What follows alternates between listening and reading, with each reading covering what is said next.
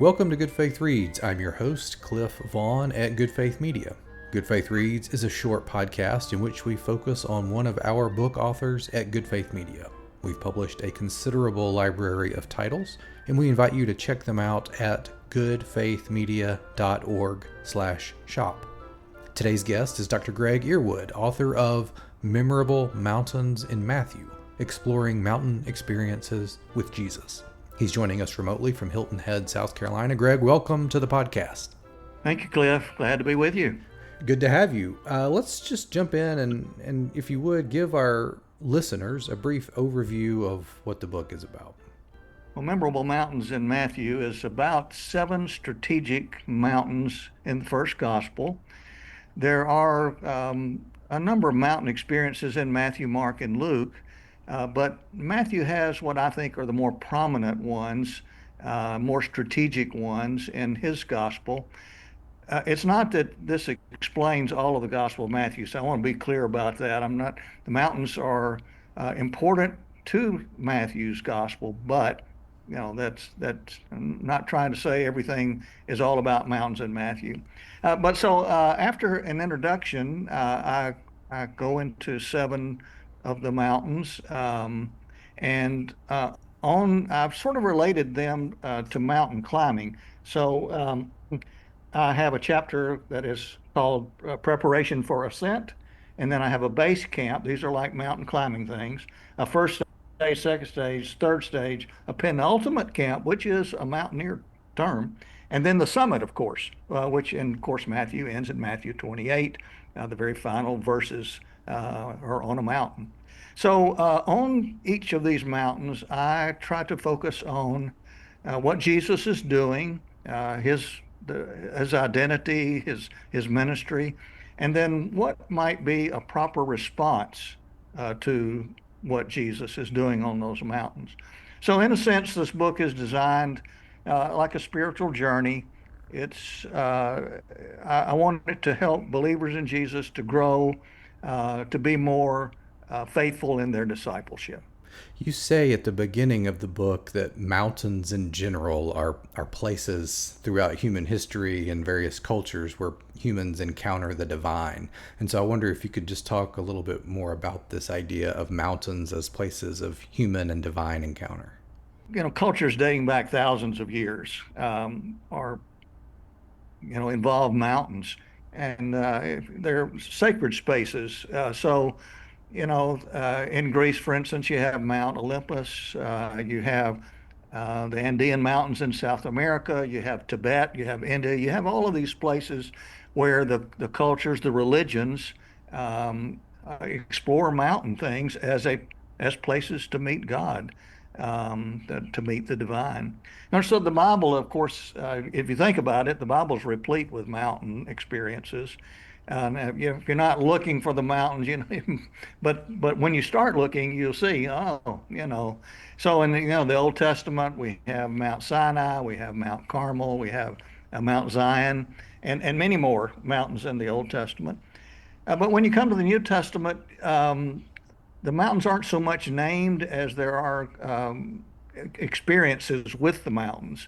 And so, in looking at the Gospel of Matthew, only the Mount of Olives is actually named. The rest of them are not named. Should we read anything into the fact that only one is named?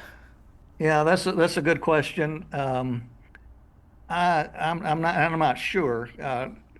Other than the Mount of Olives, all of the mountains that I'm focusing on, the other 6, are near, in, or around the Sea of Galilee. In the northern part. So I'm not positive, but I had this thought. When on the Mount of Transfiguration, where Jesus is there and he's transfigured, and you have Moses and Elijah appearing with Jesus, and Simon Peter, of course, is in all, but also the one who speaks, most often. And he said, it is good that we're here, and if you wish, I'll build something for you. The booth is what I call it, a booth for you, for Moses, for Elijah. but Simon Peter's not allowed to memorialize that event. And I'm thinking maybe that may be why the mountains aren't necessarily Hmm. named. So you don't memorialize all of these experiences in the gospel, but that's a guess. So, Yeah. I'm curious. Yeah, you've been writing about this and thinking about this for a long time, and I'm curious as you've dealt with mountains in the intellectual sense and context, and in your working and professional life, did it alter how you experience climbing a mountain or hiking up a steep place at all? well, I have been looking at mountains for a long time, but not, Uh, and I have had some good experiences. A friend of mine had a cabin up around Asheville in the mountain where I actually started writing this book I started drawing information together. And it was just kind of neat. It was called Mountain Air, and just a nice experience. So I have paid attention to them a whole lot more through the last decade or two. And I guess in some sense, I do not think of this as the mountains in Matthew are not summit experiences. You're not going to the top of the mountain every time. That's not the point. The point is just being on the mountain and finding out, how this relates to God through Jesus Christ and what a difference that might make. Yeah, important distinction. Thank you. We'll be right back with more Good Faith Reads.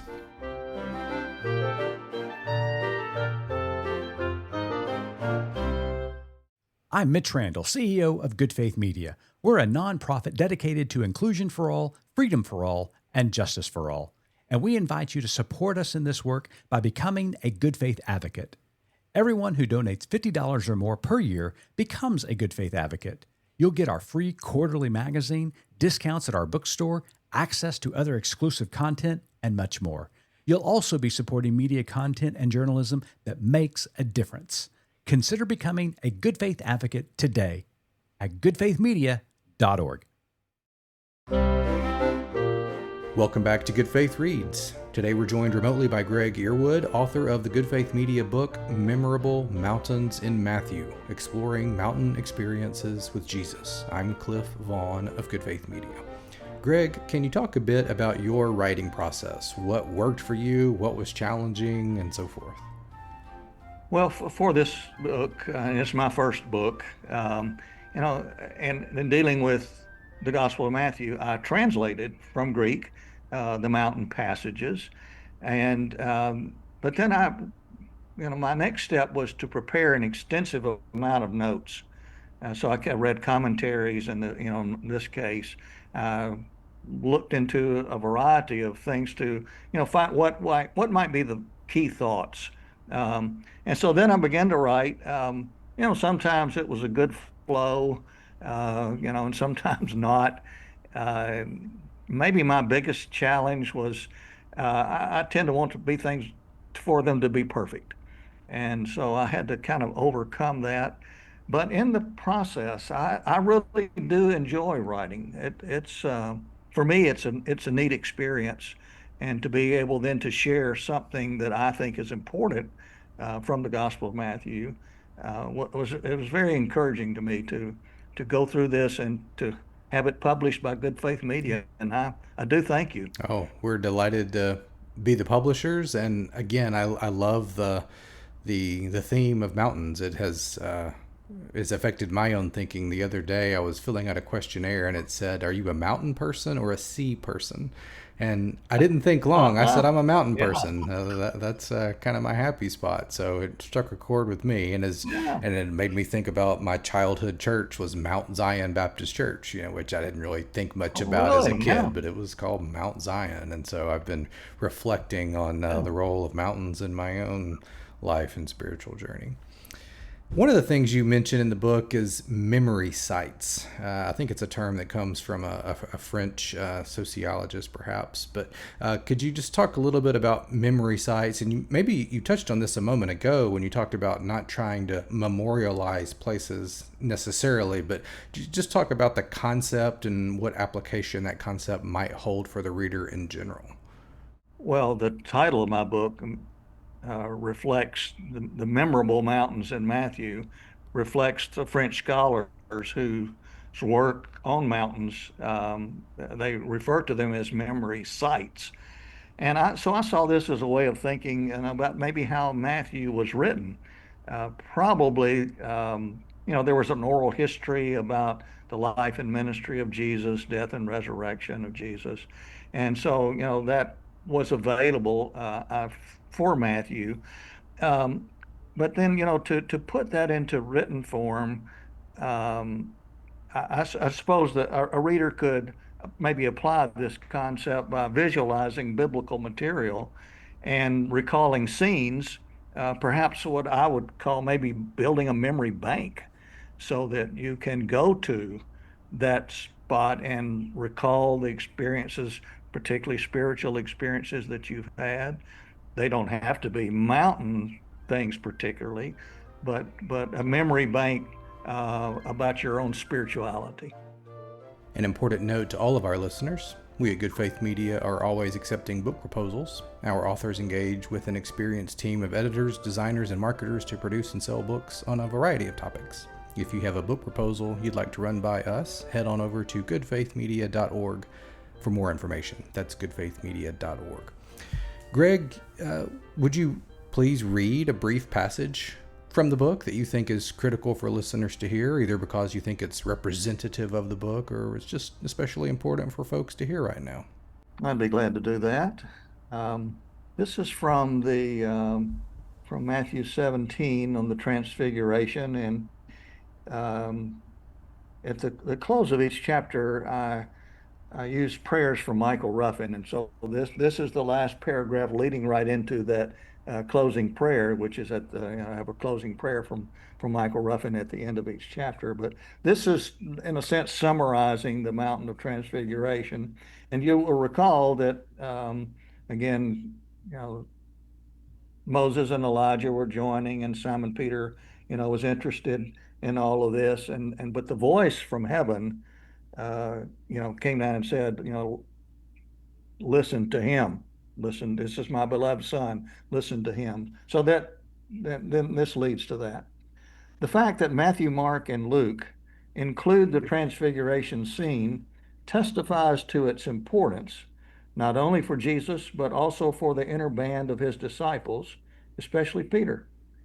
From time to time during our faith journeys, we can figuratively climb the memorable mountain on which Jesus was transfigured.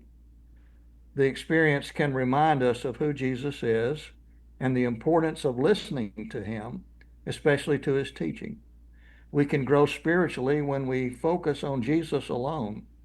We can keep our baptismal commitment above all secular commitments, and we can hear the resurrected Lord calling us to make disciples in the world in which we live.